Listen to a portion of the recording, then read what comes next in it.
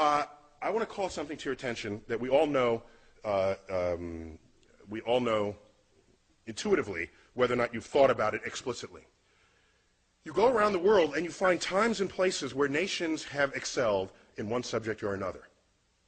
There's a birth of that period of where they excel, and then there's a peak, and sometimes it drops off, and sometimes they hang on. And so you can ask the culture of that. What was going on in that nation to support those discoveries? And then what happened when they ended? And so I call that sort of naming rights. If you were there first and you did it best, you name things. Particle physics in this country, in the United States, was like going gangbusters after the Second World War. And the discovery of atomic elements, look at the periodic table. There's berkelium, californium, you know, we got half the United States up there in the upper, heavier elements of the periodic table. Am I right there, Sir Weinberg? Okay, I don't wanna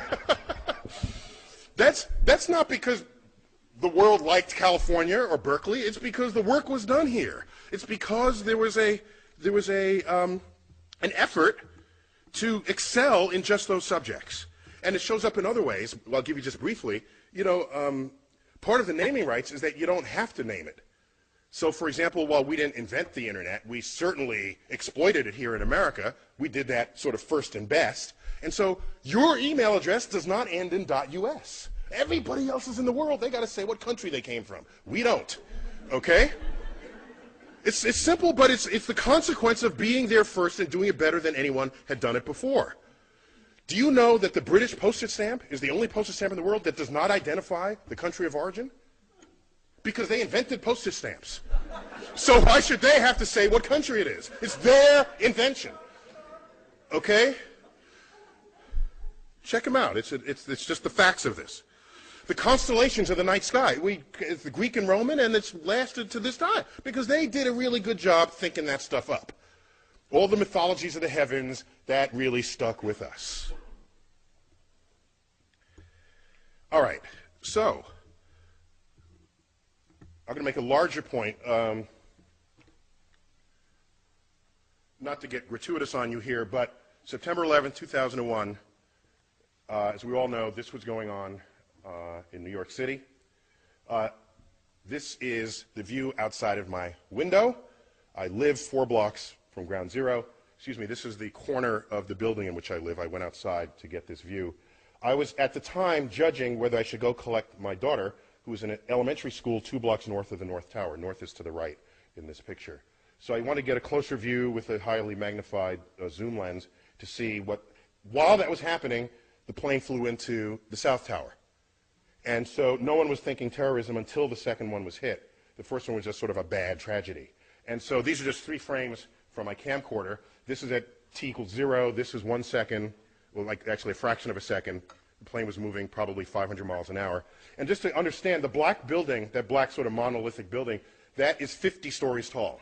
This is New York City, people. So tall buildings are kind of, they're just all over the place. And that's just a hotel, a 50-story hotel. And it's the towers are foreshortened because they're the angle at which this is shown. I put these up because a few days after this, President Bush, I don't remember where he said this, on the steps of the White House, in the Rose Garden or at the Capitol, in an attempt to distinguish we from they, the terrorists who flew these planes into the buildings and into the, that went down in Pennsylvania and in Washington, to distinguish we from they, he loosely quotes a phrase out of the Bible by saying, our God is the God who named the stars. Now, this is before I was on his Rolodex, okay?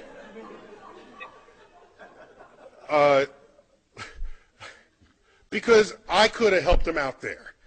The fact is, of all the stars that have names, 2/3 of them have Arabic names. So this was not, I don't think, his intent with that message. Okay? While the constellations are Greek and Roman, the names are Arabic, all right? And the list just goes on and on and on and on. And so where does this come from? How does this happen? How do you get stars named with Arabic names? How does this happen? And it happens because, of course, because just catching up with myself here. Okay? It happens because there was this particularly fertile period that Professor Weinberg duly discussed. And around that period, that 300-year period, the intellectual center of the world was Baghdad. Baghdad. It was completely open to all visitors, all travelers, Jews, Christians, doubters, which today we might call atheists. They were all there, exchanging ideas. All of them. All of them. And it was that period where you had the advances in, like, engineering and biology and medicine and mathematics. All right? Our numerals are called what? Arabic numerals. Say, ever stop and think about that? You know, who as in America, do we take pause at this? Why are they called Arabic numerals? Okay, they fully exploit the discovery of the zero, create a whole field called algebra, itself an Arabic word. Algorithm is an Arabic word. All this is going on, and it's all traceable, not to some long 1,000-year tradition in Islam. It's traceable to this 300-year period. This 300-year period. And then, so they had naming rights. The most expensive, beautifully carved astrolabes come out of this period. There's a great collection of these at the Adler Planetarium in Chicago, if you ever want to check them out. So navigation, celestial navigation, all of this is traceable to this period. And so something happened. And what happened, as was previously described, I was told, and forgive me for repeating from what you might have heard, 12th century kicks in, and then you get the influence of this scholar, Al-Ghazali. All right? And so out of his work, you get the philosophy that mathematics is the work of the devil. And nothing good can come of that philosophy. That, combined with other sort of codification, philosophical codifications of what Islam was and would become, the entire intellectual foundation of that enterprise collapsed, and it has not recovered since. Over that period, all these books were translated into Arabic on a scale not seen since then. And so why am I even going here? Because I'm trying to explain to you that you fast forward, the dangers here is that you fast forward to 21st century America and ask, what influences are we feeling now? Because that period, that naming period in Islam stopped and it never recovered.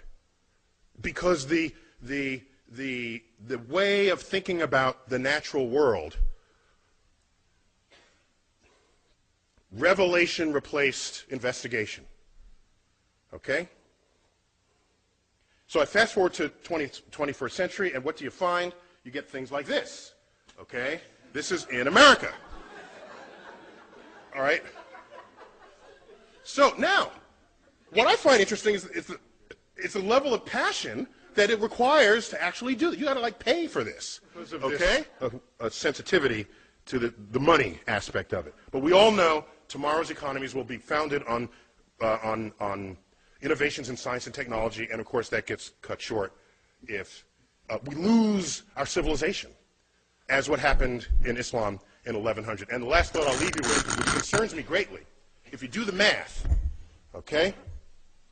You know, you look at all the Nobel Prize winners there ever were, some even in this room, and ask how many were Muslim.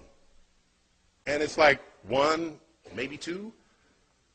Okay, I think a second one was in economics. And the one we referred to was described earlier, the co-winner of the Nobel Prize with Professor Weinberg, Abdus Salam. And he's not Middle Eastern Muslim, he's Pakistani Muslim. Okay? Now, how many Nobel Prizes are won by Jews? It's like a fourth of the Nobel Prizes. Okay? Some high fraction of the total. And then you look, how many Muslims are there in the world? It's like 1 billion Muslims. How many Jews? 15 million tops. Okay?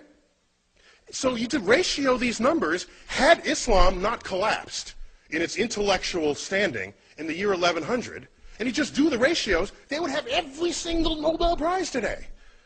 So the fact that it's not only just a few, it's near zero, is deeply worrying. I'm concerned about what lost, what brilliance may have expressed itself and did not in that community over the past 1,000 years. And so what I want to put on the table is why, so that's the end of my talk, but I want to put on the table not why 85% of the National Academy rejects God. I want to know why 15% don't. And that's really what we got to address here. Otherwise, the public is secondary to this. Thank you for your attention here.